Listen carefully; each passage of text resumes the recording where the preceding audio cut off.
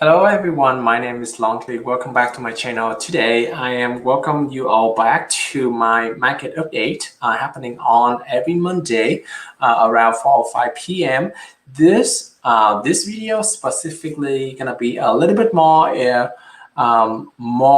in depth because this is the monthly market update, which happening only every month, like once a month, right? And this time, and today video, we are going to look at the month of May 2021, and I'm gonna also having two questions on top there, answering two questions on top there. Who is not selling and who is buying, right? We are going to look at the profile of the buyer and the seller to see who is not selling and who is buying. Okay, but first let's jump right into the presentation for the update.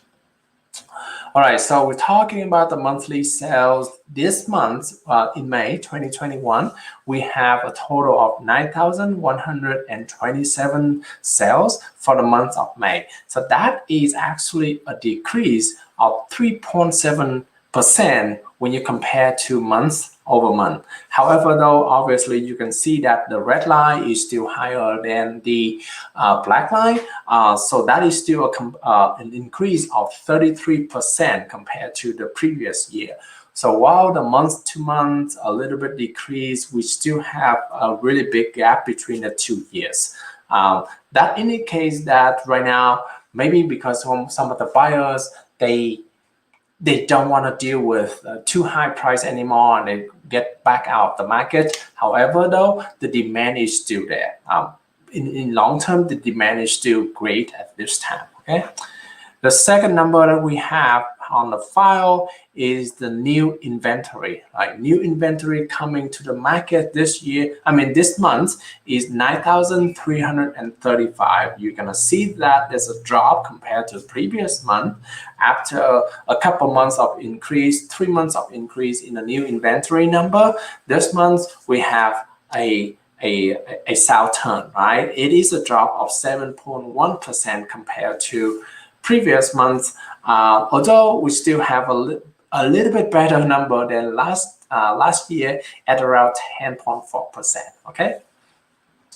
In terms of the total inventory, now this total inventory including the one that under contract, so that in case if anything happened to the contract, that house is still available to the market, right? 9,602. 9,602 is the total inventory. Now this is pretty much the flat line for the last couple months. It doesn't increase much month over month, 5.3%. However, as you see, it's still a decrease of about 43% compared to previous year. It is a big gap. It is the main reason why we don't have. This is the main reason why we have such a high price on the market right now because of such a low inventory. All right.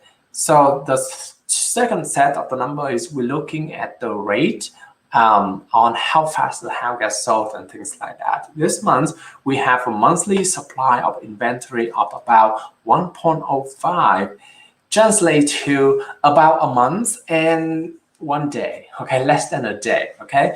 Now, previous month is 0.96, so obviously more house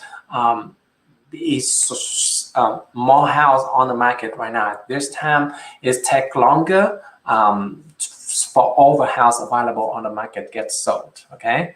The next number is gonna be the average days on the market. Okay.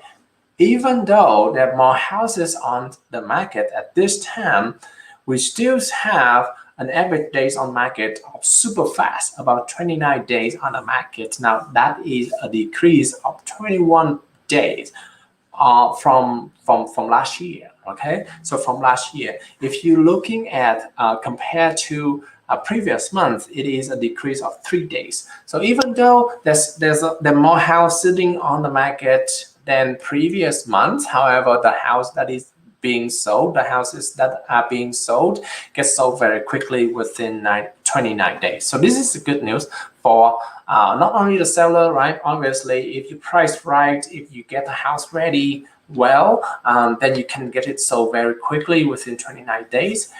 In the other hand, buyer may have more options to choose from because of the remaining house on the market is more. Okay. All right, this is the most exciting numbers that I want to share in this screen. As you see here, the median new list price is about $398. About $398. The sale price is actually at $390. Now, this interesting number. It's actually $4,000 more than the previous prediction. Okay, so in May, the model predict that the median sale price of this month is only about $386. However, this month we have about $390. So that is actually $4,000 more than prediction. So which proves that the model is very accurate. The second number is that the sale price is only about $8,000 less than the median list price. So this is not much compared to how much equity you have on the house. Okay. The last number that I want to talk about is the sale price forecast. Now, this is always a fascinating number because we have been seeing so much for many years that this number keep increasing every month that we have a monthly market update. At this month, we predict that in June, we're gonna have a median sale price of about $400,000. So that is another $10,000 increase if you keep the house. All right, don't do anything with that. And then you're gonna have, you still have to make mortgage payment, okay? So that is $10,000 increase more. Okay. At this time, I want to share with you that this information right here. So first of all, that is all the number that I want to share with you for the previous month, May of 2021.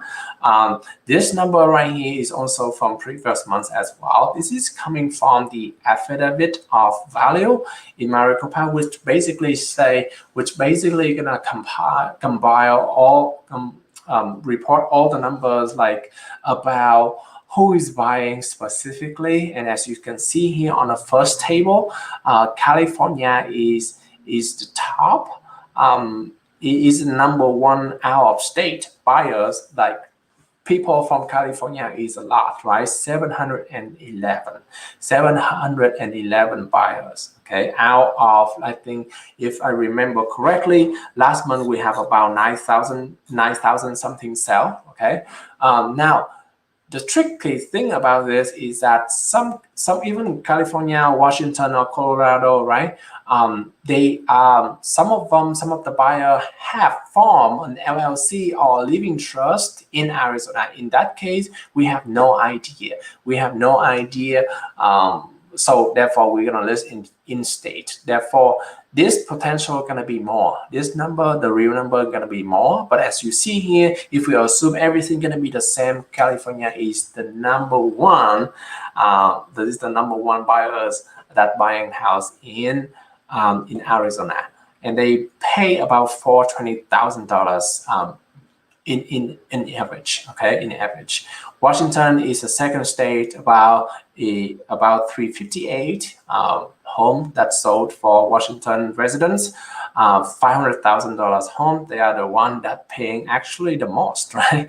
They are more because the home value in their state is so high. They sell their house and they come here with all the cash remaining. They're willing to pay even more than the other average, because remember the median sale price in Arizona let me go back one slide. It is $390, right? $390, and they're willing to pay up to $500, right? So all of the out-of-state buyers, they actually paying more than the median sale price in Arizona. The in-state residents, they pay about $380,000. So interesting, right? People in Arizona, I mean, we do we do have competitors, like the buyers have competitors from out of state. But in terms when they buy a house, I think the out of state buyers are willing to pay more compared to the in-state buyers. Okay. The other information I want to share, and I promise this is the last one, is the iBuyers including Zillow, Open Door, OfferPad, and Zillow, OfferPad, Open Door, and I forget the last one, but I think Redfin is the four iBuyers right now operating in a Phoenix market, and there's about 436 of them. They buy in total about 436 with the median sale price about 396. Okay, so I know that a lot of people are looking to the option to offer the iBuyers the house because obviously they pay higher than the median price, which a reason, right? They want to. By the way, when they say this, okay, this number seems to be very high, but all the buyers charge additional service fee. For that reason, you may end up having less net proceed than selling to the buyers. But temporary, let's forget about that at first. Okay, assuming that they don't charge you service charge fee, which is not true. You still lose out a lot of opportunities to sell to out-of-state buyers. Obviously, you see out-of-state buyers, California 420, Washington 500, Colorado 487, Illinois 485. They're all willing, and all out-of-state buyers, they're all willing to pay way more than the median sale price in Arizona. So consider that if you are not. I think the iBuyers option is only helping people who need to sell right away. But if you are not in a rush, then you totally doable to get a higher purchase price at the end of the day. Okay, so that's it for today. Thank you so much everyone for watching, and I hope to see you next time. Bye bye.